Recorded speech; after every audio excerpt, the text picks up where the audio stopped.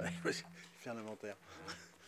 Bien, mes chers collègues, merci de votre présence. Merci, Monsieur le Ministre, de votre présence, avec nos excuses pour le retard. C'est donc la raison pour laquelle je ferai court. Donc, vous venez dans le cadre de l'organisation de la police judiciaire, notamment. Nos deux rapporteurs sont ici. Nous sommes probablement les derniers à nous positionner sur ce sujet, puisque l'Assemblée nationale a déposé un rapport que je qualifierais peut-être de bicéphale. Chez nous, la Commission des affaires économiques, des finances, pardon, par l'intermédiaire de M. Dominati, a également commis un rapport. Naturellement, sont arrivés les rapports de l'Inspection générale de l'administration, de l'Inspection générale de la justice, ainsi que de l'IGPN, ce qui fait que nous vous auditionnons après avoir connaissance de l'ensemble de ces éléments. Et pour notre part, nous rendrons notre rapport, sur lequel les rapporteurs feront état de leurs travaux au tout début du mois de mars, juste après la suspension. Voilà, nous sommes été déjà trop long. Je vais vous laisser la parole pour recueillir votre point de vue. Et puis nos rapporteurs et les collègues qui le souhaiteront pourront naturellement s'exprimer comme il est d'usage. On me dit, d'un point de vue pratique, qu'il y aurait peut-être des photographes, mais on ne les a pas vus. Donc l'affaire est réglée. Voilà. Est-ce que nous sommes retransmis? Non, peut-être pas. Et nous sommes retransmis également, mais les photographes ne sont pas là, donc voilà, c'est fait. Très bien. Monsieur le ministre. Bien, merci, Monsieur le Président, Madame, Monsieur le rapporteur, Mesdames et Messieurs les sénateurs. Je suis très heureux de passer cette partie de Saint-Valentin avec vous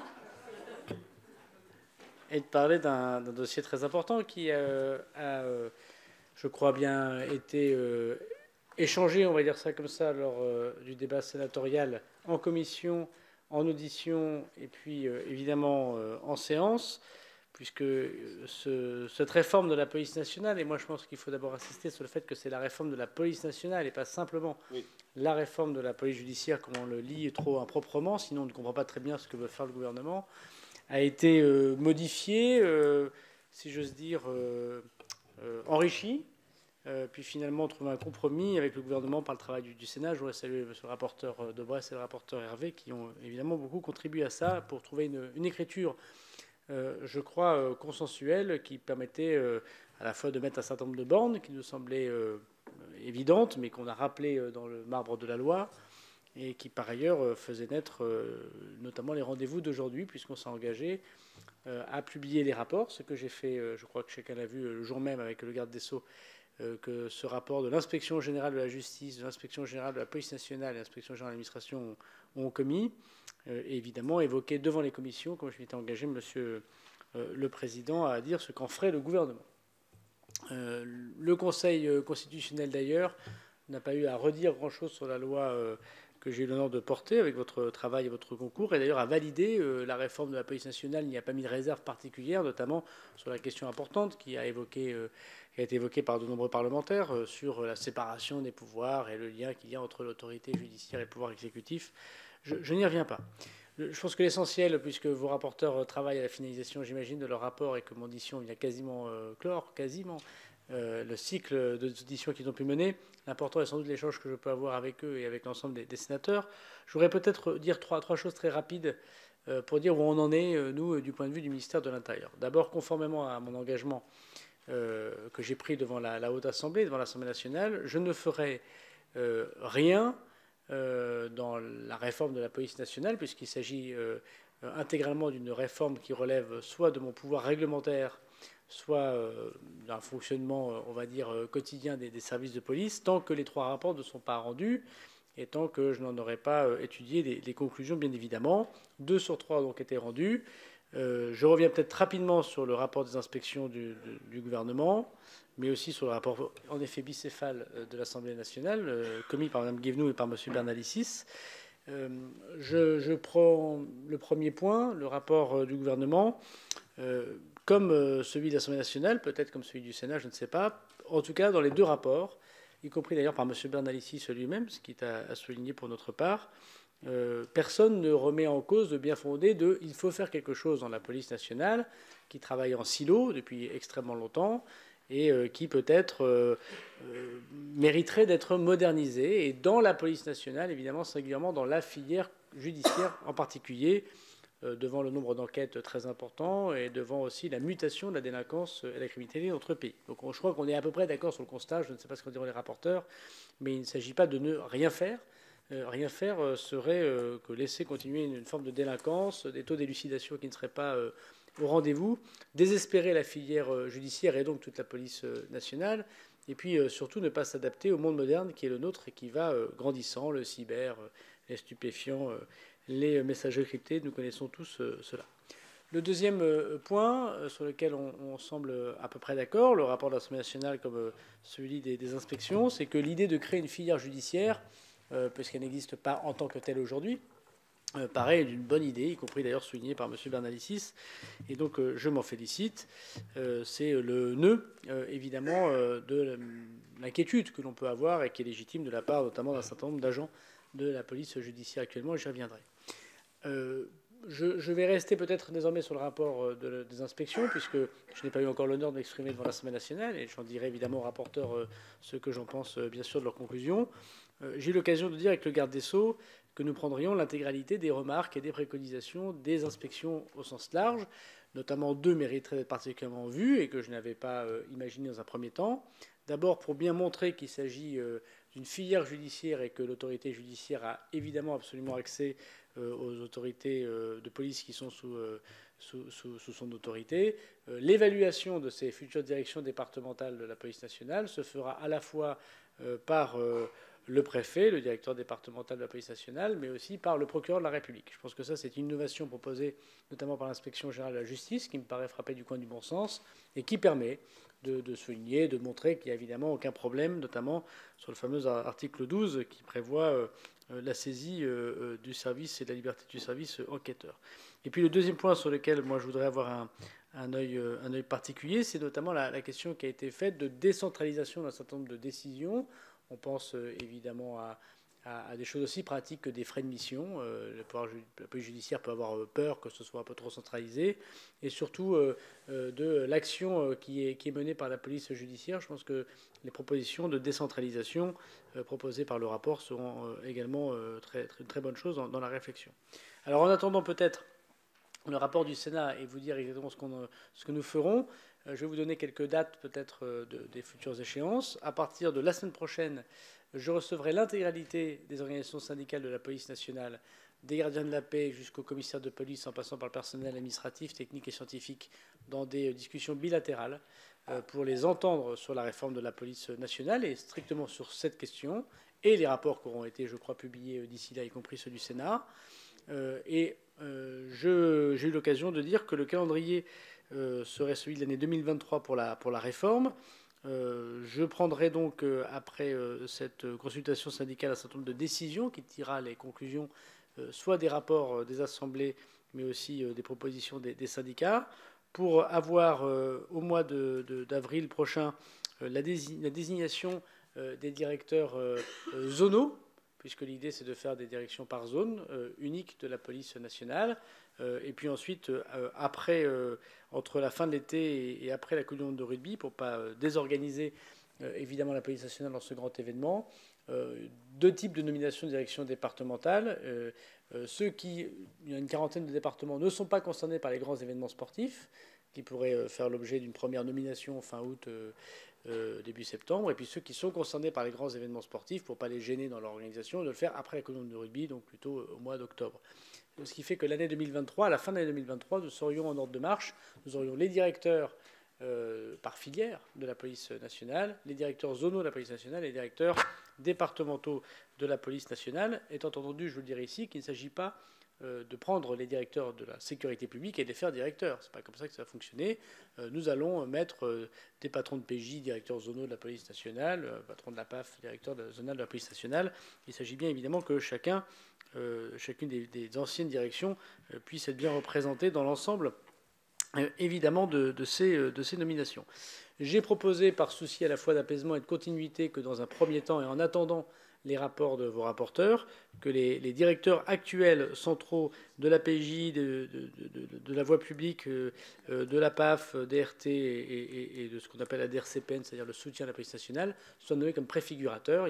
Donc l'information importante, si je veux dire, c'est que la DCPJ actuelle, la Direction centrale de la police judiciaire actuelle, M. Bonnet, est le préfigurateur de la police judiciaire de demain. Et ce qui veut donc dire qu'il s'agit évidemment de réaffirmer qu'il y a bien une direction de la police judiciaire et qu'il y aura toujours une police judiciaire en France, bien évidemment.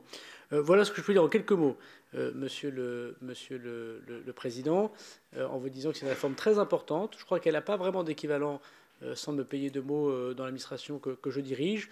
On peut dire qu'il y a eu 2 très grandes réformes dans la police nationale dans son organisation. Ça ne veut pas dire qu'il n'y a pas eu ici ou là des améliorations, bien sûr. La réforme des années 60, quand le général de Gaulle a pris un nouveau statut de la police nationale, en 1964, me semble-t-il, de mémoire. Et puis la réforme de 1995, qui elle-même faisait suite à la réforme avortée Joxe, on va dire ça comme ça, puisqu'en 1995, c'est là où on a décidé de fusionner les inspecteurs de police, tels qu'on les voyait dans les films précédents, spécialistes dans les enquêtes, avec la voie publique, et on a fait un seul corps de police. Certains regrettent cette réforme qui aurait un peu éloigné un certain nombre de nos policiers des habitants, mais voilà, c'est la réforme Pasqua qui faisait suite à d'autres réformes précédentes avec beaucoup de pairs. Mais on peut dire sans se payer de mots que depuis 40 ans, il n'y a pas eu de réforme dans la police nationale, contrairement à ce qui s'est passé dans la gendarmerie ou dans l'armée, si on prend un certain nombre d'autres exemples. Et au moins depuis les années 60, si on évoque la police nationale en tant qu'administration. Voilà en quelques mots. Donc il est normal qu'une réforme aussi compliquée, aussi forte, qui touche les 200 000 agents de la police nationale, fasse naître des interrogations. Je les entends, je les écoute, je veux les rassurer une nouvelle fois, et j'espère que le travail que vous ferez nous aidera évidemment à avoir une police nationale plus efficace en entendant les questions des agents qui courageusement travaillent à la protection des Français. Merci, Monsieur le Ministre. Alors, la parole est à nos rapporteurs et Monsieur Jérôme Durain. Merci, Monsieur le Président. Je vais commencer par cette audition et première question pour ce qui me concerne au ministre en lui donnant quitus de la parole donnée, puisque à ce stade, tous les rendez-vous que nous avions ont été honorés, on s'est tenu à ce plan de charge. Donc, pour notre travail parlementaire, c'est quand même assez confortable de pouvoir avoir ces points d'étape. Dire aussi que le rapport de l'Assemblée nationale était bicéphale. Alors, nous avons aussi, Saint-Valentin oblige, deux noms de visage, mais à ce stade, ce sera sans doute 2 visages et un seul discours pour le rapport final, enfin, si tout se passe bien jusque-là, avec ma co-rapporteure. Terminer ce très court préambule en disant que, effectivement, ce qu'on peut observer des expressions, des rapports et des écrits que nous avons pu lire, la question de l'acceptation des constats est assez généralisée sur l'évolution de la criminalité, sur les questions posées aux limites de l'organisation actuelle, que ce soit en termes d'élucidation, d'attractivité, une police en silo, les questions d'unicité de commandement. Finalement, je pense que ce n'est pas tout ça qui fera débat. En revanche, il y a quelques questions qui se posent à nous et qu'on essaiera de régler dans la quinzaine de jours qui nous séparent de la remise du rapport final. C'est une question de méthode. Parfois le sentiment que ça a été un peu fait, cette réforme, sans la police. Il ne faudrait pas que ça se fasse contre elle. Et puis c'est quelques questions de fond. La première tient à la dichotomie entre l'autorité hiérarchique et l'autorité fonctionnelle.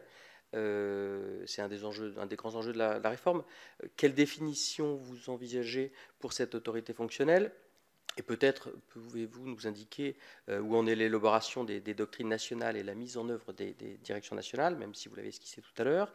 Deuxième question, c'est la question des moyens opérationnels d'enquête au niveau zonal. On a vu que le rapport des inspections se prononçait plutôt contre leur maintien.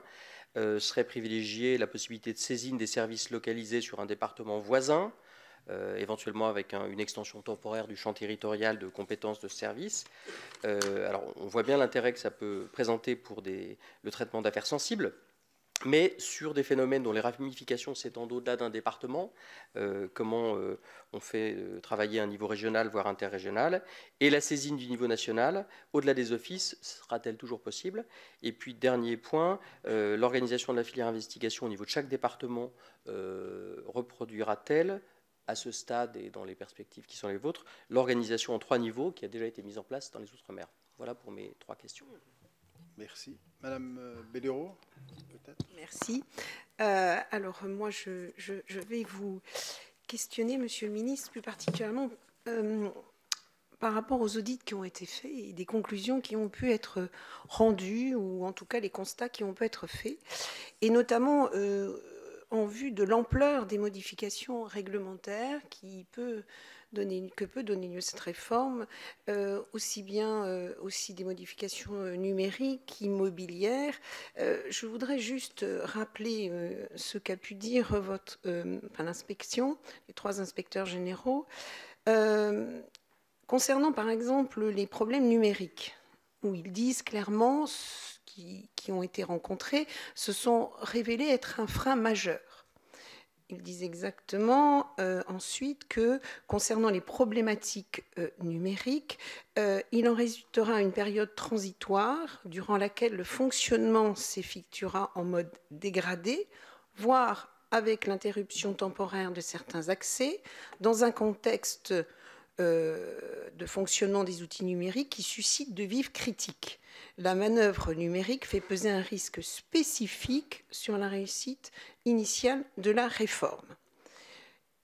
Ils parlent également de l'immobilier, où ils disent que c'est un projet très ambitieux et qu'il y a besoin de regroupement de cet immobilier assez rapidement pour que ça soit, et ça nous l'avons entendu dans nos auditions, le fait que, bon, c'est un moyen constant, en effet, ça, c'est une chose, mais qu'il soit sur des sites différents ne permet pas forcément une bonne efficience du dispositif.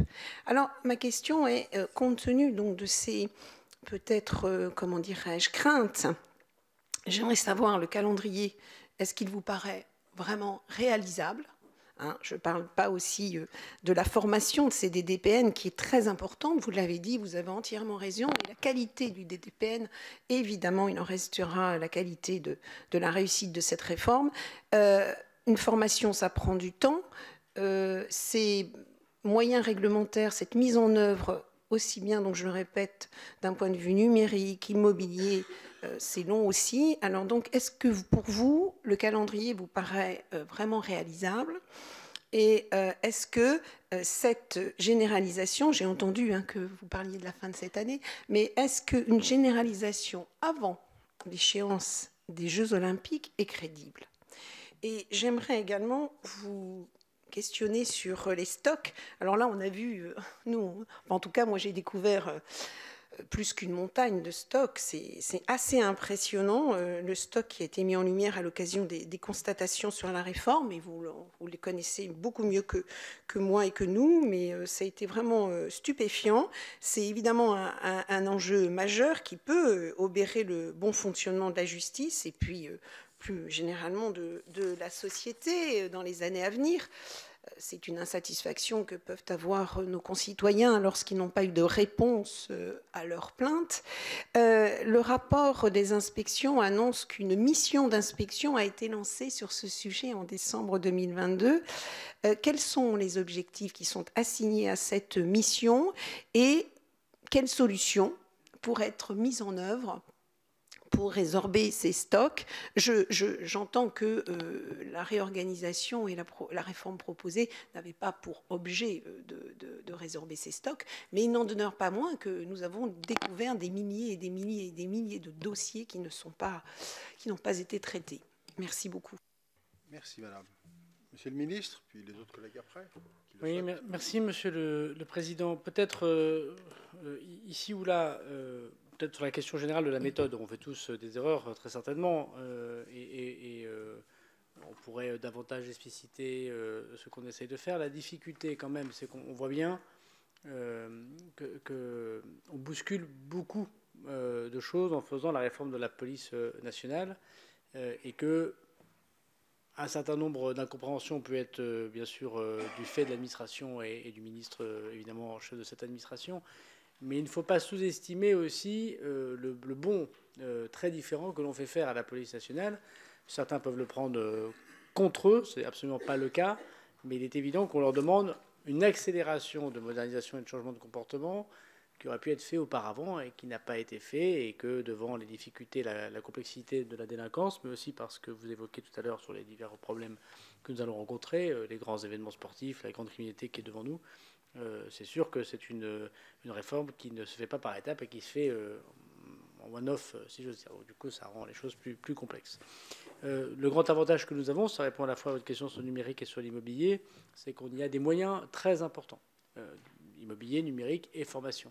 Donc, nous avons prévu dans la LOPMI des moyens pour accompagner l'immobilier, pour accompagner la formation, pour accompagner le numérique. Je détaillais chacun des sujets que vous évoquez, même la rapporteure.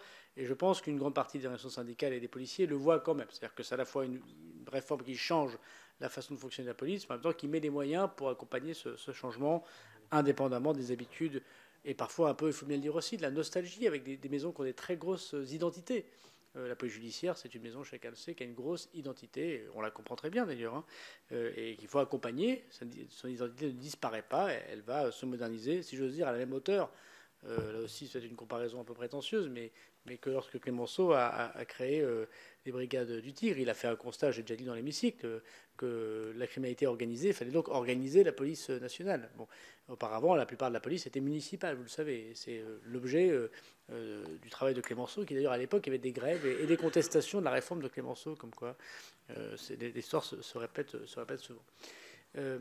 Peut-être sur la question des difficultés évoquées par le rapport, ou en tout cas par le rapport des inspections du ministère de l'Intérieur et de la Justice, on est en désaccord sur un point, sur notamment la question de la probité. Je ne sais pas si vous vous rappelez de ce débat qui consistait effectivement à dire quand il y a des enquêtes qui relèvent de la probité des élus ou des chefs d'entreprise très en vue, enfin des gens connus dans un département, le fait qu'il y ait un directeur unique de la police nationale avec un lien particulier avec le préfet, le fait qu'il y ait une sorte on pourrait imaginer, moi je pense que c'est un fantasme, enfin j'essaie de comprendre aussi les peurs qui se matérialisent notamment de la part des magistrats, que la PJ était un petit peu à part souvent de la police de sécurité publique, c'est plutôt la police de sécurité publique qui a un contact avec le préfet et les élus.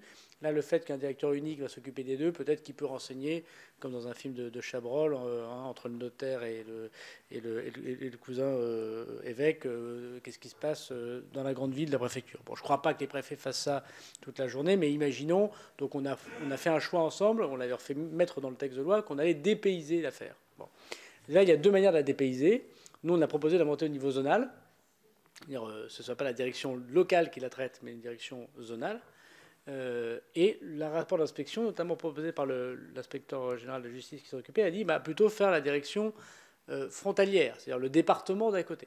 Alors pourquoi ? Parce qu'il partait du principe que quand il faut faire des perquisitions, lorsqu'il faut faire un certain nombre d'actes qui sont parfois très simples en fait, imaginons un élu qui a soupçon de corruption particulier ou note de frais, j'en sais rien, bon, il faut faire des perquises et ça on ne va pas demander au type de Lille d'aller dans l'Oise, c'est trop loin, alors qu'on aurait pu faire le type de la Somme qui vient dans l'Oise. Bon. Moi, ce qui m'interroge dans cette proposition faite par le ministère de la Justice, c'est que je la trouve un peu contradictoire. Imaginons, ce serait un peu absurde de penser, si le défaut c'est de dire que les préfets parlent, que le préfet de l'Eure ne va pas informer le préfet de Seine-Maritime si jamais il y a un élu qui le concernait et qui le connaît bien. S'ils parlent, je pense qu'ils parlent dans la même région. Ils se voient dans les conférences de préfets, ils discutent entre eux, ils ont leur numéro de téléphone. Donc le niveau zonal me paraissait plus protecteur que le département voisin. Bon, voilà. Donc je pense qu'il faut qu'on challenge cette proposition. Ce n'est pas non plus la base de la réforme, hein. C'est un détail qui est important, mais évidemment, il faut bien sûr y revoir ça. Donc moi, je partage une légère divergence, mais après tout s'explique. Sur la saisie au niveau national, bien évidemment, indépendamment des offices, il appartient aux magistrats de désigner le service de police qu'ils souhaitent. Il y a même des moments où, vous savez bien, les magistrats saisissent les gendarmes plutôt que les policiers, même en zone police, pour plein de raisons, ou qui décident de saisir un office, telle enquête spécialisée. Et moi qui ai dirigé les services de police fiscale de Bercy, le magistrat peut très bien saisir la police fiscale qu'on avait mis en place à Bercy, puisque j'ai eu l'honneur de la créer, plutôt que la brigade financière, parce qu'il trouve qu'il y a plus de spécialisation à la brigade fiscale quand il s'agit de sujets très, très complexes, ou de saisir le service d'enquête douanière. Voilà, donc le magistrat a une très large palette de services enquêteurs qui ne relèvent pas tous du ministre de l'Intérieur, bien évidemment. Donc, bien évidemment, au niveau local qu'au niveau national, le faire de la réforme n'oblige pas les magistrats à un niveau de saisie, c'est à eux de connaître la saisie, voire la dessaisie pour ressaisir un autre service, bien évidemment. Moi, je pense que c'est très intéressant l'histoire des trois niveaux de police judiciaire, le 3, le 2, le 1, le 1 étant le haut du spectre, on va dire ça comme ça, c'est que ça permet d'avoir une progression aussi des OPJ. Et l'un des drames que nous avons dans la police nationale, c'est que le travail de PJ est fatigant, et il n'a pas des horaires comme la sécurité publique qui lui permet d'avoir un minimum, je le dis comme ça, de vie de famille, parce que la sécurité publique aussi, évidemment, connaît beaucoup de difficultés, mais enfin, ils ont désormais un week-end sur 2, ils travaillent dans des horaires qui sont un peu plus acceptables. L'OPJ, quand il y a une enquête, par manque d'ailleurs d'OPJ, souvent dans un petit commissariat, par exemple, il doit faire ça tout le temps. Donc du coup, on est fatigué, on n'est pas très bien payé, on n'a pas toujours la réponse pénale qu'on veut, c'est complexe, le procédure numérique ne marche pas, on ne voit pas très bien, donc on arrête. Voilà. Et c'est aussi une sorte de découragement des OPJ dans notre pays. Et parce qu'en fait, quand vous êtes OPJ au commissariat de Tourcoing, votre progression de carrière, elle est assez limitée. Ou alors, il faut vraiment partir très loin, et donc il faut emmener sa famille pour pouvoir essayer d'avoir une promotion pour devenir chef de la brigade des familles ou chef d'une brigade financière. Alors que si on fait la direction départementale de la police nationale, on peut classer les OPJ par catégorie et les faire progresser à l'intérieur même d'une direction départementale. Et ça évite, me semble-t-il, cet horizon un peu fermé qu'ont les OPJ et qui dénaturent. Je rappelle qu'il en manque 5000 en France, hein, et il y a une forme de motivation évidemment à leur donner davantage. Je constate d'ailleurs que les rapports, en tout cas le rapport du ministère de l'Intérieur et de la Justice, comme le rapport de ces inspections de l'Assemblée nationale, démontrent, parce que c'était un peu l'objet quand même de ces rapports, que les DTPN en Outre-mer ont très bien fonctionné. Et que les DDPN en métropole ont fonctionné parfois très bien, parfois moins bien, mais à chaque fois les rapports disent oui, mais de toute façon, comme c'était à droit constant, c'est difficile à savoir. Et c'est tout à fait vrai. Et on peut constater tous ensemble que autorités judiciaires comme policiers et gendarmes ont tous constaté que ce soit en Guyane, en Nouvelle-Calédonie, à Mayotte ou aux Antilles, le DTPN a apporté énormément de choses. Et ces trois niveaux d'OPJ ont apporté énormément de choses. Sur la doctrine, elle sera publiée avant l'été.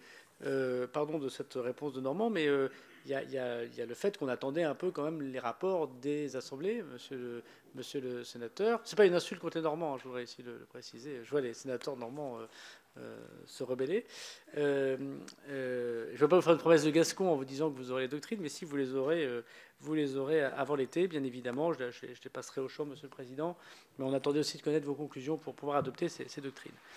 Sur les questions évoquées, autorité hiérarchique fonctionnelle, j'entends votre question, mais vous êtes trop savant, monsieur le sénateur, pour ne pas avoir propre réponse. C'est déjà un peu le cas, en fait, l'autorité fonctionnelle et hiérarchique dans la police nationale.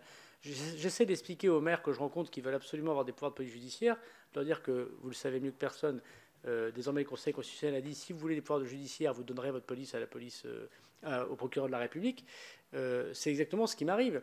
Ce qui m'arrive, c'est que moi, j'embauche, votre nom à tous, au nom de tous les Français, je les paye, je peux augmenter les primes, je les habille, je les équipe. Sur quelques pouvoirs de police très particuliers comme l'ordre public, j'ai évidemment un poids plus fort que dans les enquêtes judiciaires, mais dès que ça relève de l'enquête judiciaire, je ne dirige pas la police nationale. Cet après-midi, voilà, une question d'un député de la France Insoumise qui m'a dit « Mais est-ce que vous mettrez tous les moyens pour arrêter la personne qui a agressé un agriculteur ?» Ça ne dépend pas de moi, puisque c'est sous l'enquête. Bon. Donc en fait, c'est depuis très longtemps en fait, que la police nationale, comme la gendarmerie, agit en autorité hiérarchique. Je suis le patron de la police nationale, au sens où je nomme les gens, mais où je leur donne les congés, mais je ne suis pas l'autorité fonctionnelle. Je ne dis pas aux gens, faites une enquête sur Monsieur X. Ce n'est pas comme ça que ça fonctionne dans un état de droit. Donc en fait, on réinvente quelque chose qui existe depuis toujours dans la police nationale. Peut-être qu'on le dit encore davantage et on le précise encore davantage, mais il est certain qu'elle est pour fonction, la police nationale, auprès des magistrats. Sans aucun doute, je ne peux pas donner d'ordre à la police judiciaire. Sur le numérique, non mais vous avez parfaitement raison, madame la sénatrice. Moi, je vais vous dire, autant le ministère de l'Intérieur est un ministère formidable, les femmes et les hommes qui composent ce ministère sont courageux, travailleurs, implantés. Mais il faut avouer qu'on a un problème, c'est que nous ne savons pas faire des projets numériques. Voilà, c'est un fait.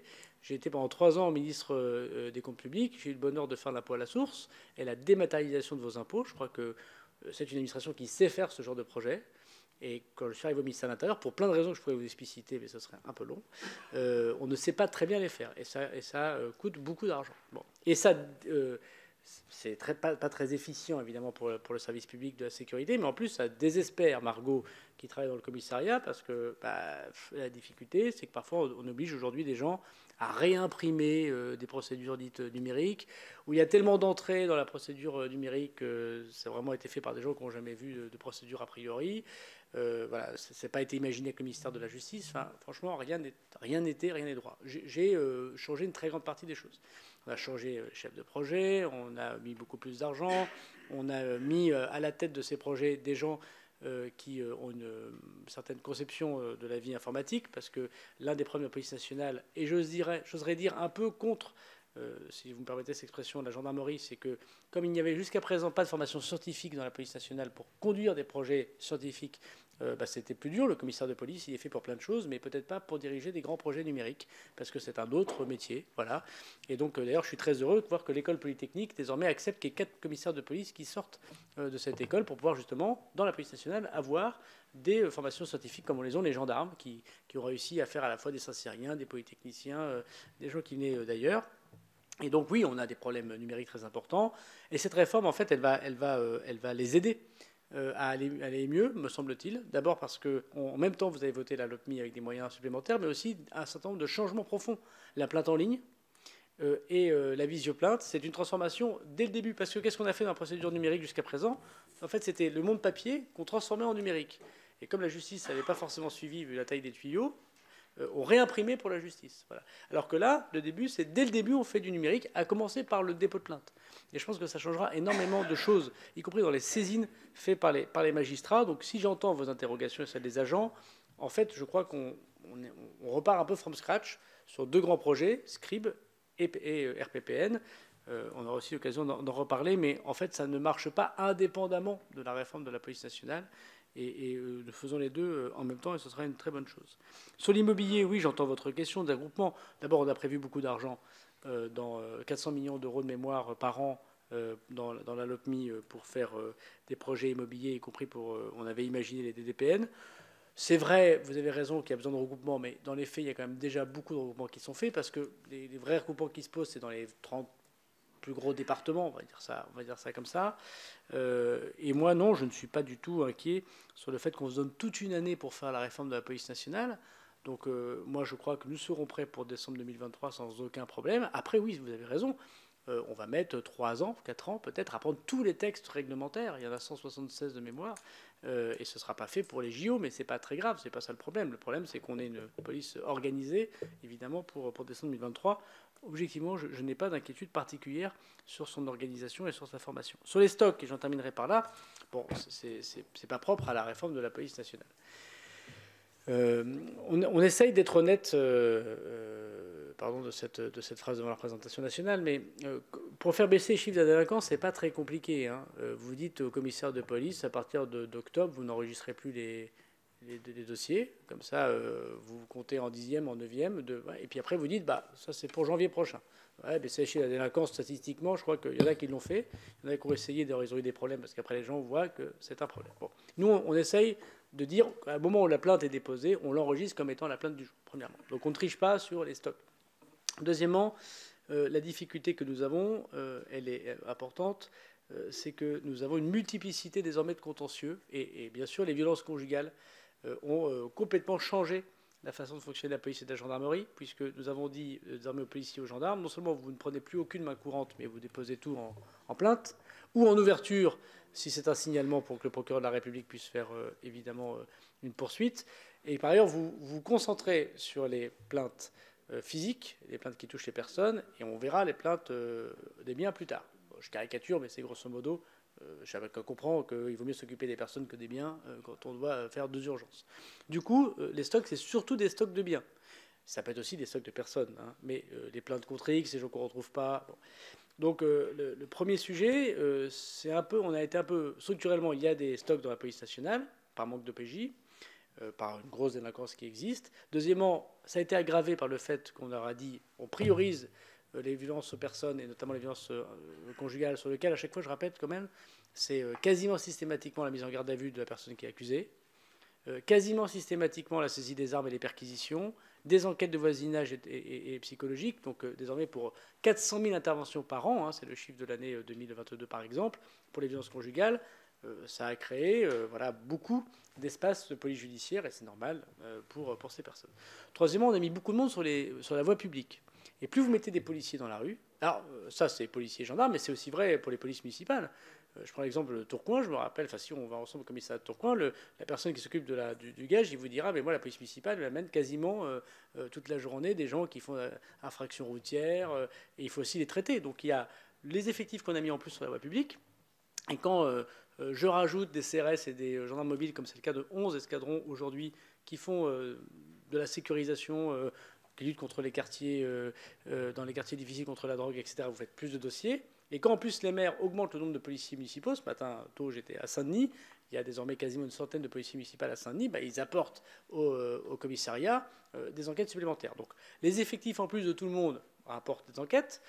Et puis quatrièmement, chacun a vu aussi qu'il y a une politique de priorité du parquet qui correspond plus ou moins à je poursuis, je ne poursuis pas. Et je pense qu'il faut qu'on soit cohérent aussi. On ne peut pas dire aux gens, aux policiers, vous devez absolument prendre la plainte et vous ne pouvez pas juger de l'opportunité de la plainte. Quelqu'un a le droit de déposer une plainte en France, même si elle paraît farfelue. Et il faut que le parquet, la contrepartie de ça, c'est qu'il clôture assez vite les plaintes farfelues. Bon. Et ce n'est pas toujours le cas par manque de moyens. Donc vous avez voté un texte, celui du garde des Sceaux, et il y a l'année dernière, me semble-t-il, qui prévoyait justement qu'au bout d'un certain temps de vacuité, on mettait fin voilà, donc c'est déjà ça. Oui, c'est 2 ans, enfin c'est déjà ça. C'est-à-dire que les stocks vont se résorber peu à peu. Et moi, je voudrais dire, et merci de l'avoir dit, Mme la rapporteure, parce que c'est parfois un nœud gordien de la réforme, les policiers de la PJ ont peur qu'on les utilise justement pour faire ces stocks. Mais ce n'est, un, pas le but de la réforme, et deux, ça existe déjà. C'est-à-dire que les procureurs de la République, la Direction générale de la police nationale fait déjà ça. Elle n'a pas besoin de la réforme pour faire ça. Il nous arrive parfois de dire à des agents de PJ, parce qu'il y a moins d'activité ici ou parce qu'il y a plus de difficultés là, vous allez dans tel commissariat, puis vous les aidez à faire les enquêtes. Donc on fait déjà des audiences foraines, si j'ose dire. Voilà. Et ça n'a rien à voir avec la réforme de la police nationale. Non, on n'utilisera pas des policiers de PJ qui font du grand banditisme pour faire des violences conjugales. Je le répète parce que c'est un argument que j'ai souvent entendu. Mais c'est vrai que le mieux pour être plus efficace, c'est sans doute que nous coordonnions mieux avec les procureurs de la République. Merci, Monsieur le Ministre. Alors, 2 demandes d'intervention, Monsieur Denis Watteblé et puis Monsieur Marc-Philippe Daubresse. Merci, Monsieur le Président. Nous sommes tous d'accord, Monsieur le Ministre, pour une réforme de la police nationale, elle est nécessaire. Ce projet de réforme prévoit de regrouper la police judiciaire, héritière des brigades du tir, et la sécurité publique en une seule entité, la filière investigation. Vous avez répondu partiellement d'ailleurs. Les syndicats expriment leur inquiétude quant à la perte de leur autonomie financière et un risque d'affaiblissement de leur capacité à traiter aussi bien le haut du spectre de la criminalité que la délinquance du quotidien. Pouvez-vous nous rassurer, vous avez dit en partie, mais sur ce sujet, parce que les syndicats sont très inquiets à ce sujet-là. Merci. Monsieur Marc-Philippe Daubresse, Monsieur le Ministre. Oui, Monsieur le Président, Monsieur le Ministre. En fait, quand on a travaillé ces questions, et on l'a fait en étroite concertation avec nos 2 rapporteurs, Jérôme Durain et Nadine Bellureau, on a abouti, vous le savez, Monsieur le Ministre, à un texte d'amendement que vous avez accepté. Vous avez d'ailleurs fait plus que l'accepter, puisque vous avez dit que vous vous inscriviez dans la logique de tout cela. Et on a 3 sujets de questions. Le premier, me semble-t-il, aujourd'hui, est vraiment n'est plus un sujet d'inquiétude. Les premières inquiétudes, c'était sur la question de l'autorité fonctionnelle et de l'autorité hiérarchique. Vous venez d'en parler, j'y reviens pas. Et je pense que tout le monde a bien compris que l'autorité fonctionnelle des magistrats s'exerçait, qu'ils avaient toute liberté et que votre réforme n'allait pas changer quoi que ce soit sur ce principe même de droit constitutionnel. Le deuxième sujet, c'était la gouvernance.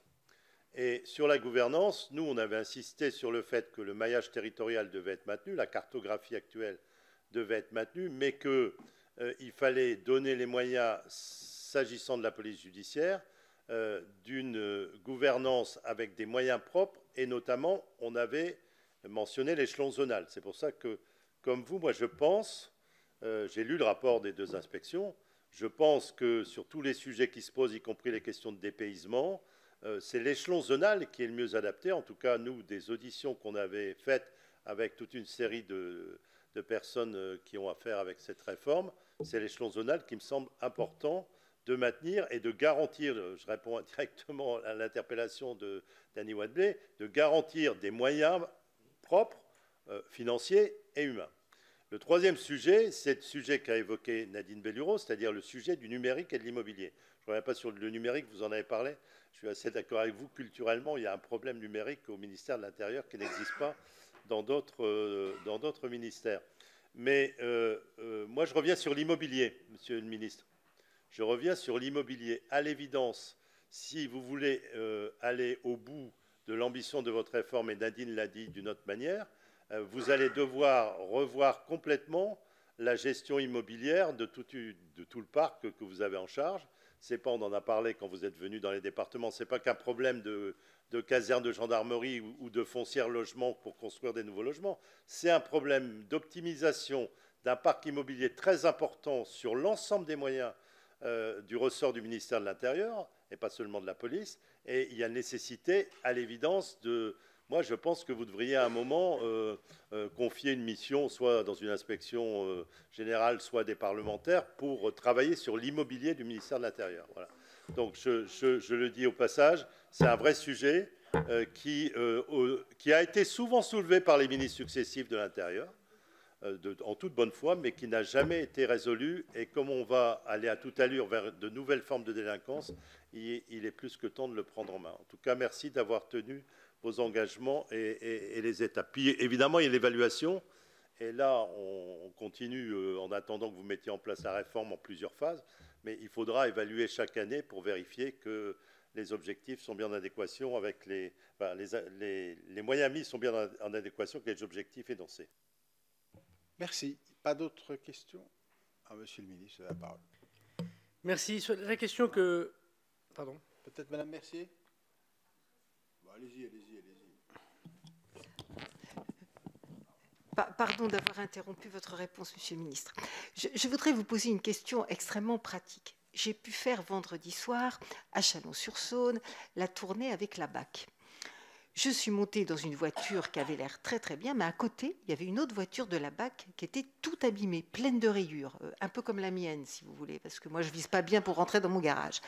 Alors, j'ai donc demandé au commissaire qui était là, mais comment se fait-il que cette voiture ne soit pas réparée, parce que ça leur fait un peu une voiture de moins, qu'il y en a une autre qui avait été cabossée, qui n'a pas pu non plus être réparée. Alors il m'a expliqué qu'en fait, l'État n'ayant pas d'assureur, il n'avait pas les moyens de faire réparer cette voiture. Donc j'étais un peu surprise. Alors je vous livre comme ça ma réflexion, parce qu'on est là aussi pour rapporter ces questions pratiques.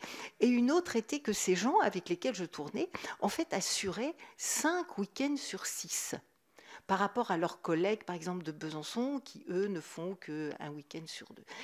Donc j'étais un peu stupéfaite, parce que c'est même pire que pour nous en médecine. 5 week-ends sur 6, ça fait beaucoup pour la vie de famille, c'est un petit peu ennuyeux.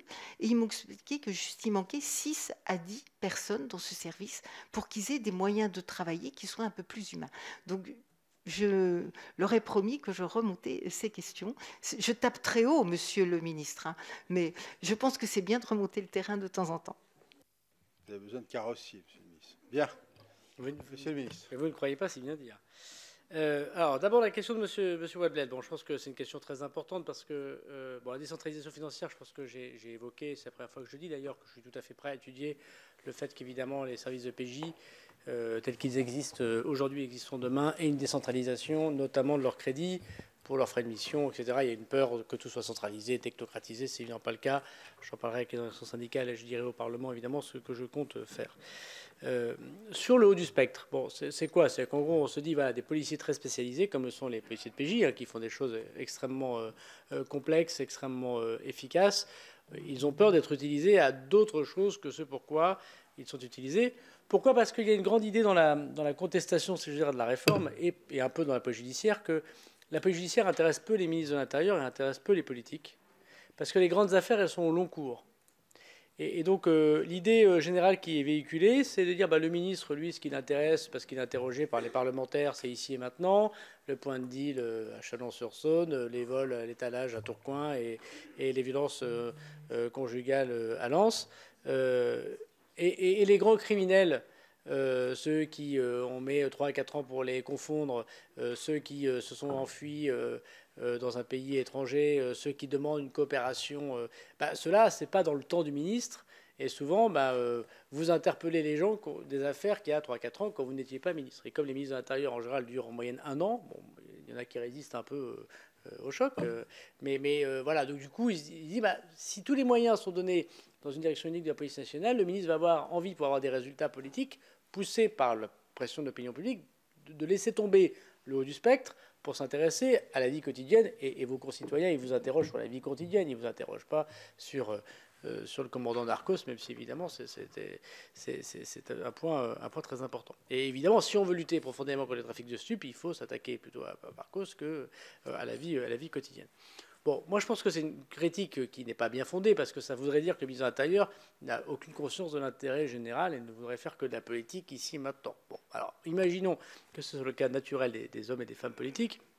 Je veux ici redire que non seulement les offices, parce que dans le haut du spectre, les policiers de police judiciaire très spécialisés sont dans des offices très souvent, ne sont pas bousculés, on ne les supprime pas, on ne les diminue pas, au contraire on va les renforcer. Donc ces offices continueront.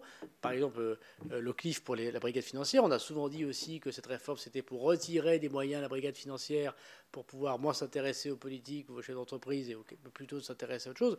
Ce n'est pas le cas, puisqu'on ne touche pas les offices, on va même renforcer leurs effectifs. Bon, donc c'est une fausse information. Et puis, encore une fois, ce n'est pas le ministre de l'Intérieur qui saisit l'office pour une affaire. C'est bien les magistrats qui choisissent est-ce que c'est le commissaire de Tourcoing ou l'office qui enquête sur telle ou telle question.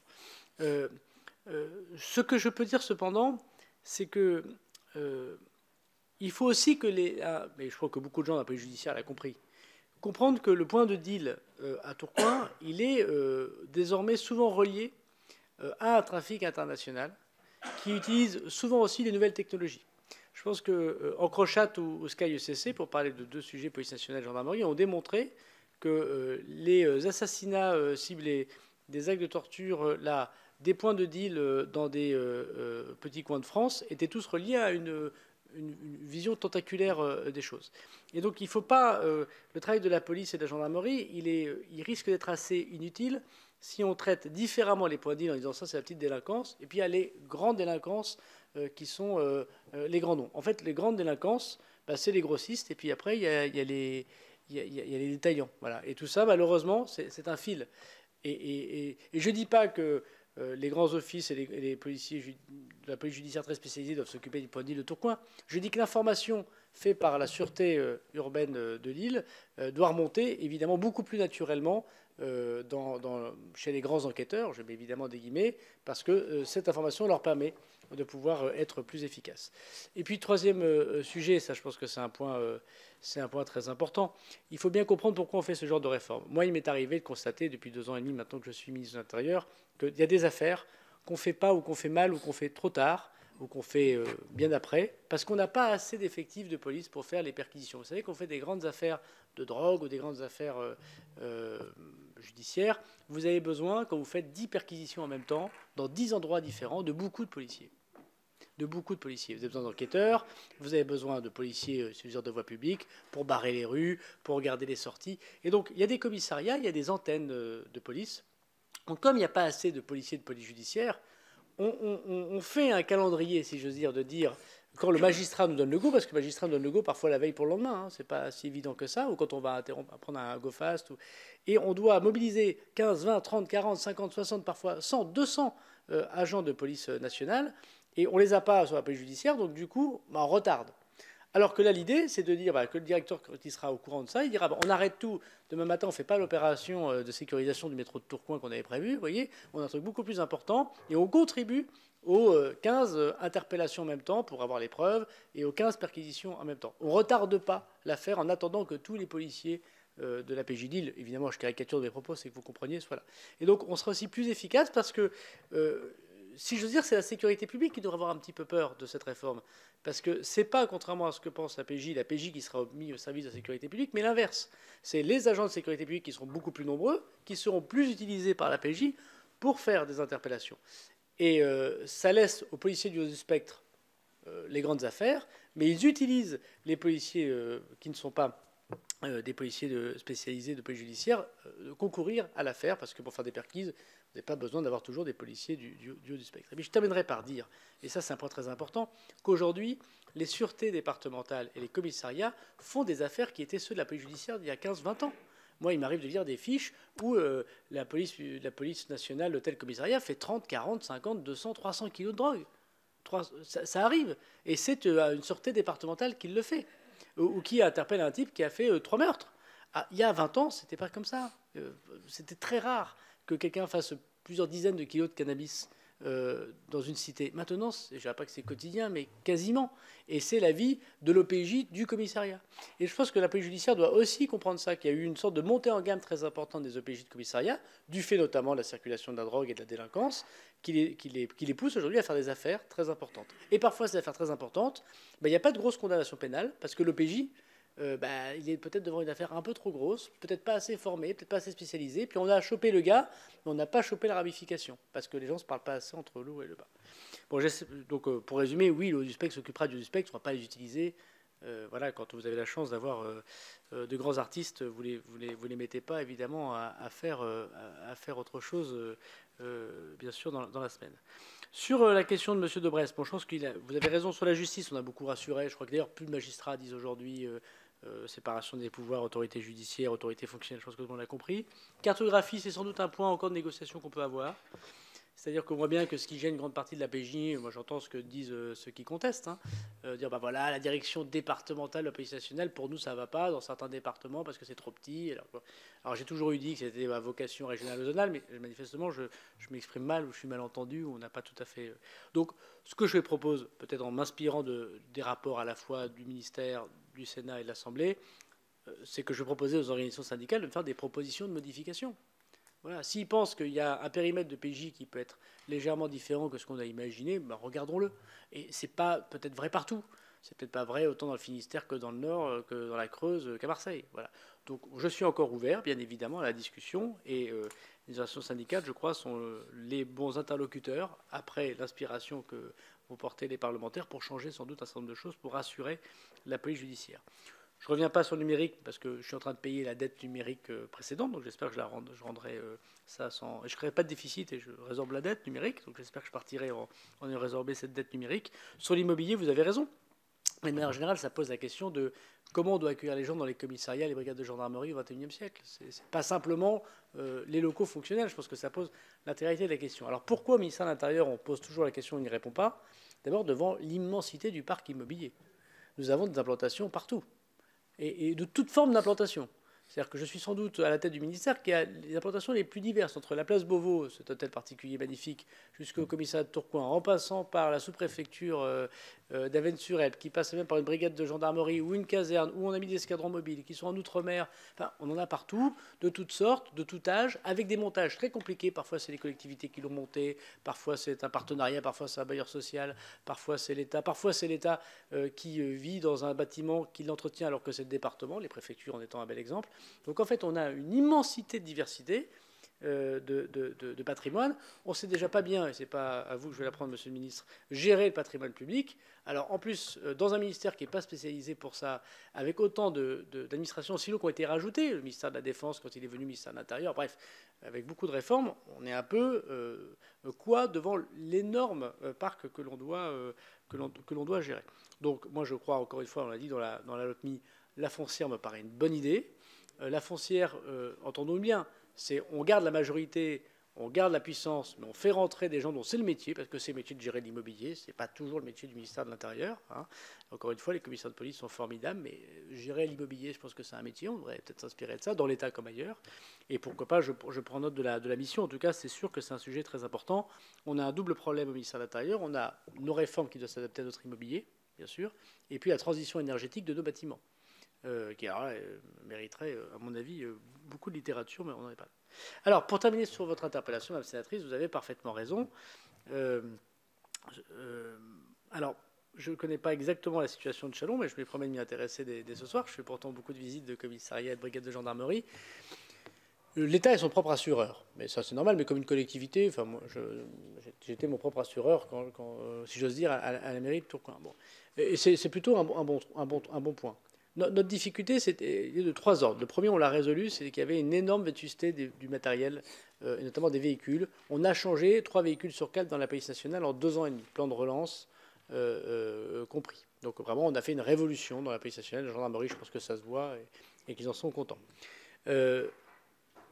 Il se peut que la BAC, par nature, son travail, c'est d'aller arrêter les voleurs, donc parfois ils greffent les voitures.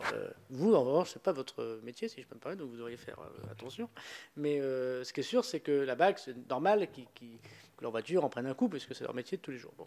On essaie d'ailleurs de leur acheter des véhicules qui leur va pour faire ce métier spécifique. Notre problème, c'est la chaîne administrative pour réparer ces voitures.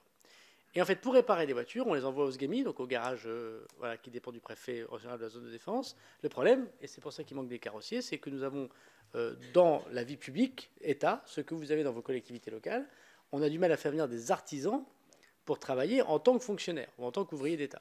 Parce qu'ils trouvent dans le privé, puisqu'il n'y a pas assez d'artisans pour le faire, c'est un métier en tension, monsieur le Président, et ils trouvent évidemment dans le privé des gens qui les payent bien plus que ne paye la fonction publique, qu'elle soit territoriale ou d'État.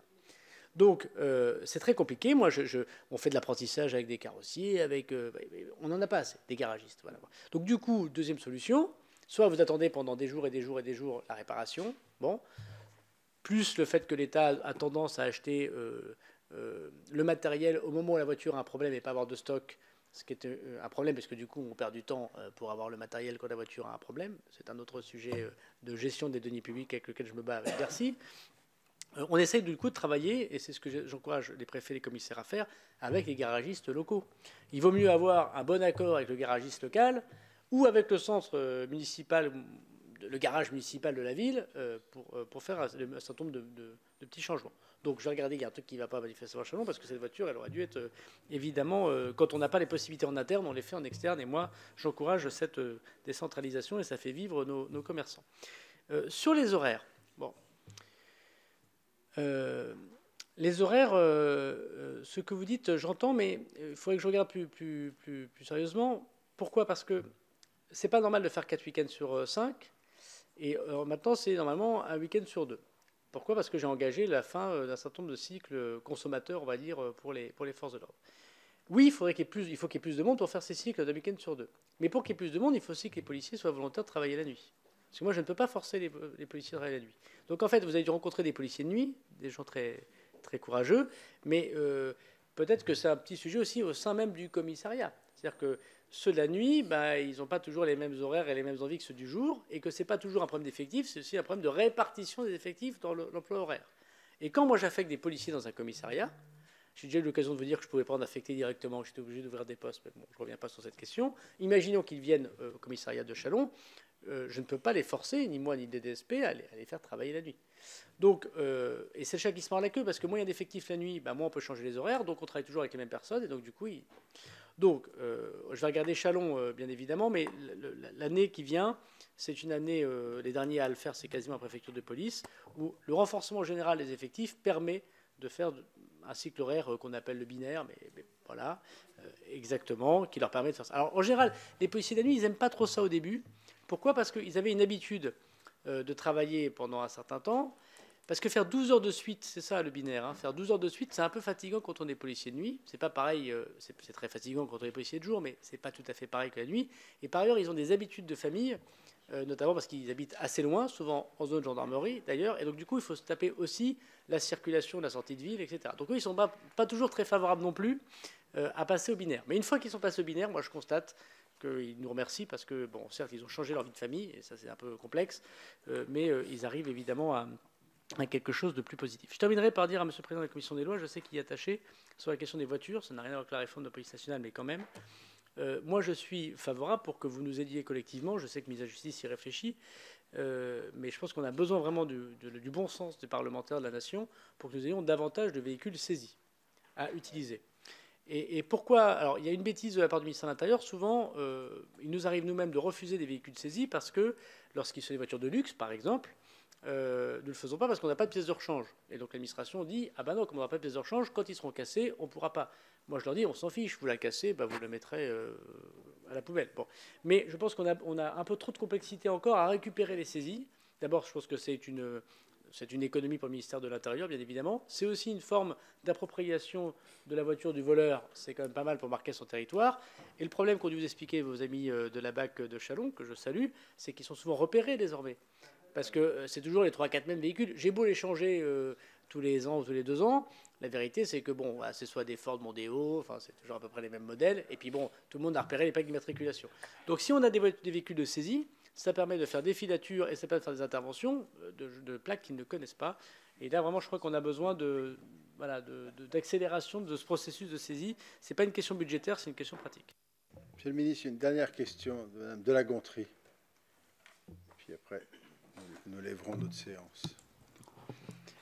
Merci, Monsieur le Président. Monsieur le ministre, une remarque sur le contexte et une question sur le fond.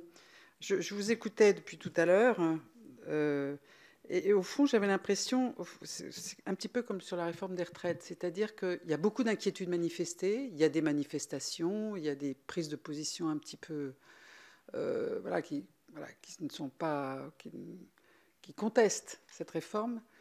Et j'ai l'impression que vous expliquez qu'en fait, c'est normal. Quand il y a une réforme, les gens sont toujours inquiets et que vous ne prenez pas la mesure de cette inquiétude. Sur le fond, quand on regarde le rapport des 3 inspections, ils qualifient leur évaluation de ce qu'ils étaient censés évaluer, c'est-à-dire les expérimentations, avec un terme qui est assez joli, de contraster. On va épargner en disant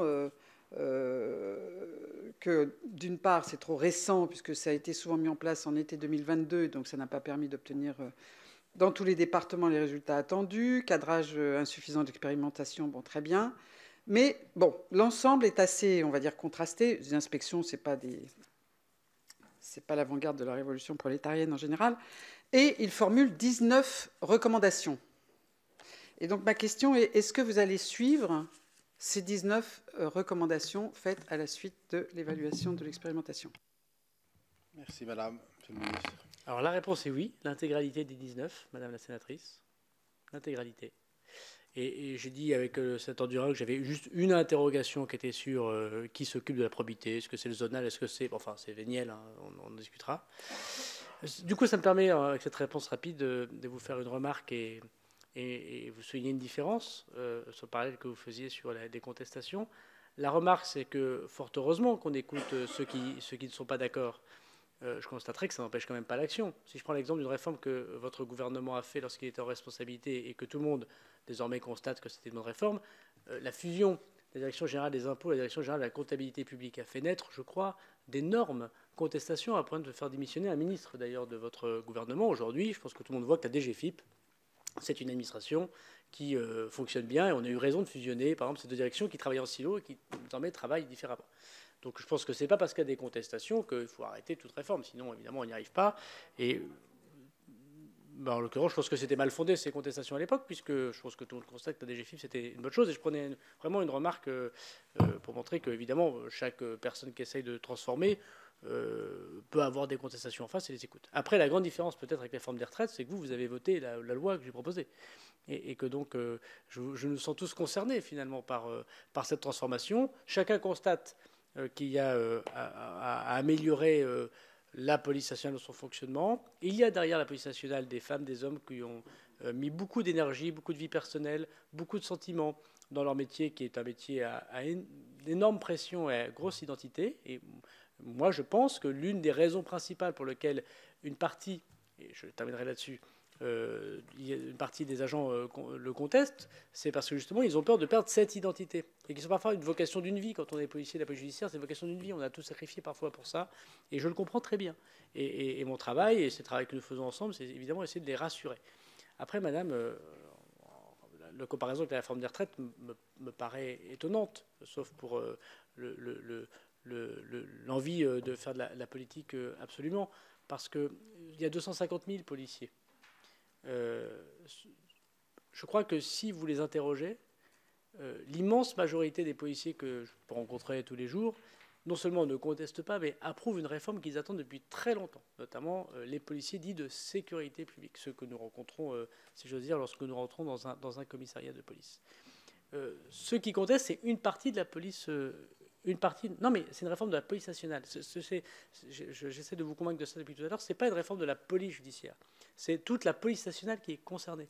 Aujourd'hui, il y a plein de gens de la sécurité publique qui sont aussi bousculés dans leurs habitudes. Plein de gens de la PAF qui sont bousculés dans leurs habitudes. Il y a une partie qui pose un certain nombre de questions, que évidemment il faut y apporter des réponses. Et j'ai eu l'occasion de dire que le modèle qui est celui sur lequel nous allons aller, c'est un modèle type gendarmerie nationale qui fonctionne déjà ainsi, ou type préfecture de police qui fonctionne déjà ainsi. Donc moi, ma porte évidemment est toujours ouverte. J'ai un énorme respect pour, y compris ceux qui ont des opinions divergentes sur ce que nous proposons. Je crois qu'on a mis déjà beaucoup de compromis. On va entendre ce qu'ont à dire vos rapporteurs comme ceux de l'Assemblée nationale. J'ai déjà dit que je prenais l'intégralité des propositions des inspections, y compris ceux de la justice. Et surtout, moi, je vais écouter désormais les organisations syndicales. Les organisations syndicales ne se sont jamais exprimées jusqu'à présent, peut-être devant vous, monsieur le rapporteur, madame la rapporteure, mais pas parce qu'ils n'avaient pas le projet. Donc maintenant, ils l'ont, et donc on va l'amender. En fonction de ces amendements, évidemment, j'en prendrai une très grande partie, je pense, de les premiers échanges que j'ai pu avoir avec eux. J'aurai l'occasion de montrer que non seulement j'écoute, mais j'entends.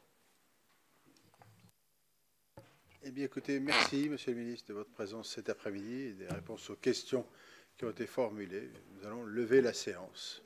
Merci à vous. Rendez-vous demain matin à 8h30, ici, où nous siégeons en législation en commission. Oui, vous êtes dispensé, monsieur le ministre, il n'y a pas de souci. Et puis ensuite, nous irons pour 9h30 dans notre salle de commission pour continuer.